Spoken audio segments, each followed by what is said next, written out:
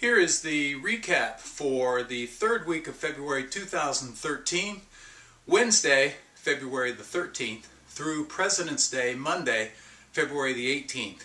You're looking at a picture of Ms. Direction as she won the feature race at Santa Anita on President's Day. It was my last bet of the week, and it was my 18th winner over a 5-day span, one of the most amazing span of races in terms of my handicapping I've ever had. So let's take a look back at what happened during the week.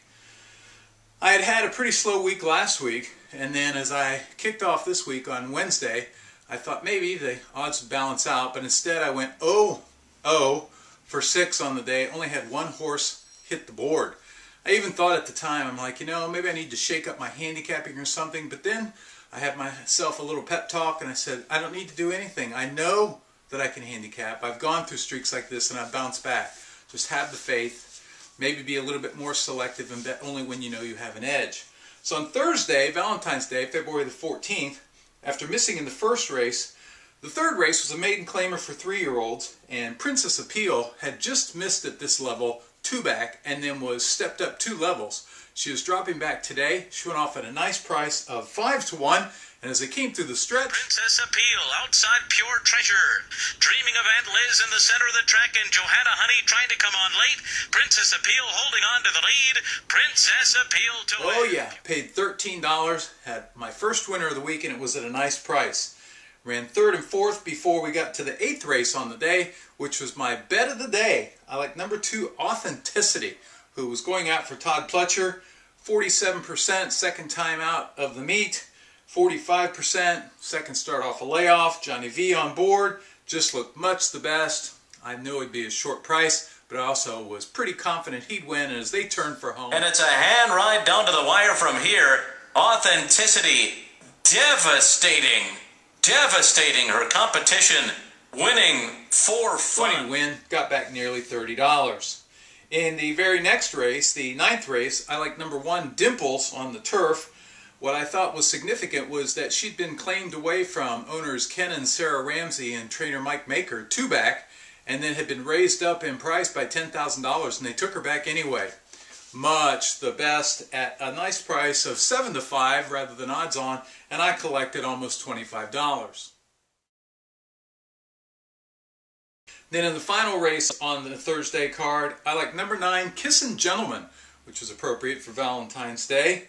You have to look back through the past performances, but 4 back you could see that he'd won at this 1-turn mile at Churchill Downs convincingly, and if you're willing to throw out the last couple of races, he would be a legitimate win contender. Apparently everyone else saw what I saw. I went off at 4-5, and he won and paid $3.60 and got back nearly $10. So for the day on Thursday, I was 4 of 7 and made nearly $30. On Friday, February the 15th, I was looking to continue my hot streak. I ran 4th in the opener. And then in the third race, it was a non-winners of 1 for sophomores. I was going against the Pletcher filly, and I went with number 3, Emollient. Not only was she a double-figure advantage over the rest of the field, but also she had run 2nd in the Grade 2 Demoiselle to close out her 2-year-old campaign. I just thought she looked much the best. It would take a career effort to beat her. And as they turned for home, I had tripled the bet. Into the stretch, Majestic River now taken on by Emollient. Emollient on the outside, Majestic River not giving way yet. Majestic River and Emollient on the outside. Emollient got there in time. From Majestic River. Oh yeah, paid $3, which I thought was an overlay, and I got back over 20. The very next race, in the 4th, we were going 9 furlongs, and this time I did back the Pletcher horse. Number 2, Abraham, had all the angles going for him. He went off at 6-5, and I cashed again, my 2nd win on the day. I ran 2nd in the 7th race with another Pletcher horse on the turf finale, and then in the 8th I was 5th in the Grade 3 Very 1. Before the 9th race, it was a allowance race for 3-year-olds, and Capo Bastoni was my pick. He had been my top choice in his debut at Del Mar when he won in a sprint, and then he'd run very well in graded stakes races. In fact, he was on the Derby Trail out west.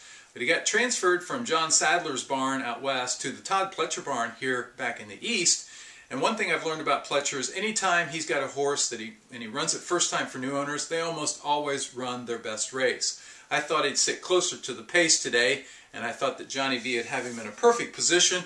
And as they came out of the turn, next on the inside.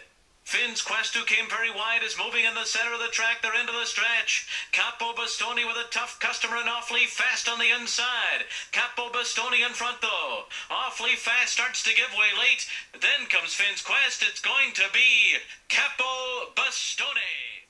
No, it was a good stretch duel, but he was the winner, and I had tripled the bet. I got back nearly $40. In the 10th race, it was the co-feature Grade 2 Mac D'Armida. I was going against all the program favorites. I went with number 9, Amira's Prince, who was a marathon specialist, but he was making his stakes debut. Apparently the crowd wasn't fooled. He went off at 8-5, and he scored for me. So on the day, I was 4 for 7 and had another profitable day of over $40. Now we turn the page to Saturday, February the 17th. It was pouring down rain all day, played havoc with my selections, and I was left with just 2 picks. In the 3rd race, I liked number 6, Starship Truffles. Stepping up into allowance company coming out of claimers and starter allowances, I thought he'd be a bit of the price, but no, the crowd wasn't fooled. Went off at 4-5. I collected nearly $20. And then in the 9th race, a Todd Pletcher horse, Windsurfer, 40% with Johnny Velasquez on board, a dirt route. He was much the best. I had 10 to win on him and scored again. That night, Kim and I went on a walking tour of downtown Fort Lauderdale, a ghost tour. Ooh, that was a lot of fun. And we got back around midnight. And what made that really cool for me in terms of racing was that Black Caviar was making her return to the races after winning her 22nd in a row at Royal Ascot in spite of being injured with a torn muscle and just generally beat up in a narrow photo finish. They thought they were going to have to retire, but she came back today. She's going for her 23rd consecutive. This was at Flemington Racecourse. It was the Black Caviar Lightning Stakes. And as they sprinted for home, Express first, come on. Black Caviar completely in control. It's the Black Caviar of old, all right. Coming to the 200 metres, 2 to 3 lengths in front. Luke Norman hasn't moved on her. It's awesome. She's clear then from Moment of Change and Golden Archer. But she's back, and the legend lives on. Black Caviar by 2.5 Moment of Change. That was awesome to see that live. Even though I only made $2, I had a $40 win bet, and she was much the best. On Sunday, February the 18th, I just couldn't believe my good luck, and I kept waiting for the other shoe to fall, so to speak, but I had 2 primetime bets today, and I really thought that I'd win with at least those 2. I passed on the first 3 races, and then in the 4th race, I went with Cigar Street, another Bill Mott horse who had earned a 99 Beyer speed figure when he debuted at the fairgrounds last winter as a 3-year-old. His first start against winners was the Grade 2 Louisiana Derby. He was only beaten 2 lengths. He was transferred to the Mott barn, who gave him time off. Brought him back here at December. He walked with an allowance race. Today was his non-winners of 2. I had 20 to win. Second to the outside, running a big one. At the rail, it's O Prado again. Cigar Street keeping the lead from Big Screen, who's drifting out. Then O Prado again. Cigar Street will go all the way. Nice. Collected nearly $40. I won in the 6th race with another Todd Pletcher horse on the turf, Adventurine. I scored here. He went off at a generous 2-1. I got back another $30. Then it was a maiden special weight for 3-year-olds, but there was no Pletcher runner. I was going for the upset with number 6, Manuka Honey. You'd have to overlook the fact that she was going for her 6th start without a win, but all the other ones had been 2-turn turf routes. Today she's going 7 furlongs on the dirt. I thought she'd sit behind the leaders and swoop by them into the stretch, but uh-oh, the favorite, my second choice, was loose on the lead as they came down the lane. Iroquois Girl with the rail in the lead. Manuka Honey on the outside making a race of it. The others are far behind. Manuka Honey getting to Iroquois Girl, who digs in. The 2 of them are no... Photo finish!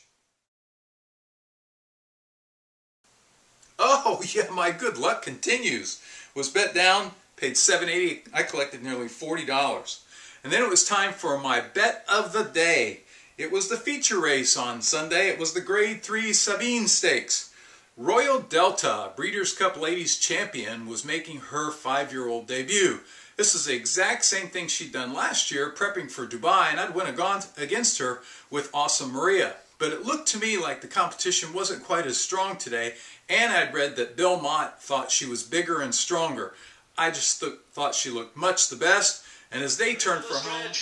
Mike Smith has not asked anything from Royal Delta yet, and she's pulling away once again.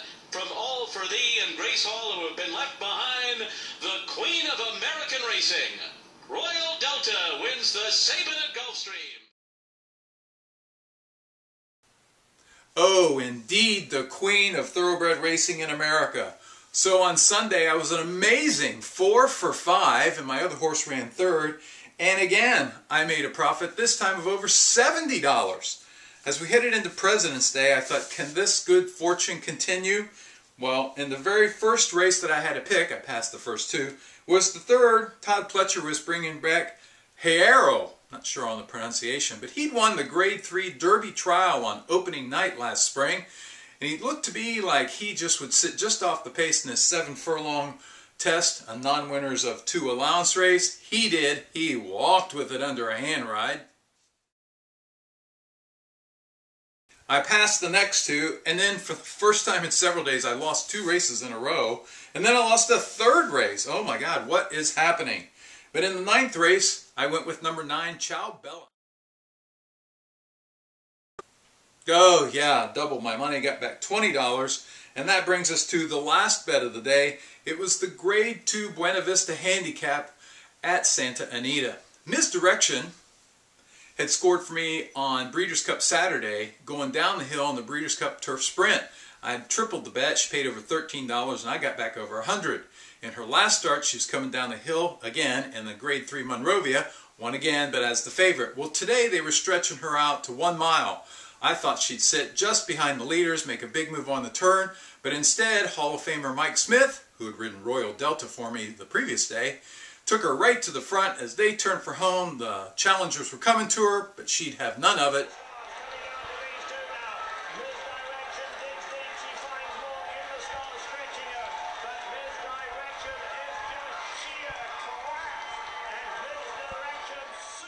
Oh yeah, my 18th winner.